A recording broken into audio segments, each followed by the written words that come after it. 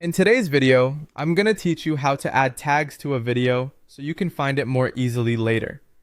If you have a lot of videos saved, organizing them properly can save you a lot of time. Tags are a simple way to label your content with keywords that make sense to you.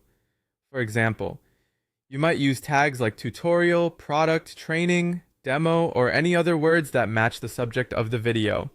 Once those tags are added, you can search by them later and quickly pull up the right file without scrolling through everything manually.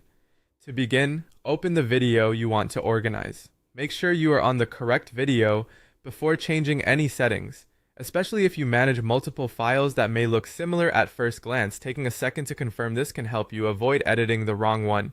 After the video is open, go into Settings. This is where you'll find the options related to that specific video. Inside Settings, select General.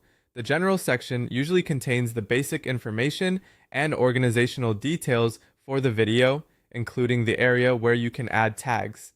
In the Tags field, type the keywords you want to use.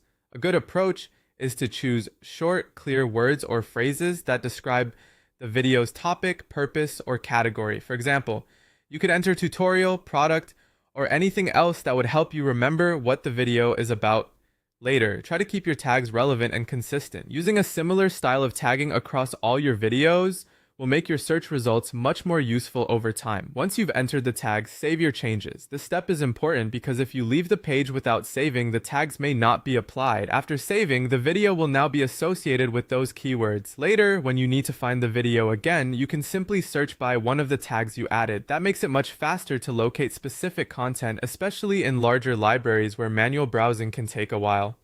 That's all it takes to tag a video for easier searching later. It's a quick process, but it can make a big difference in keeping your content organized and easy to manage.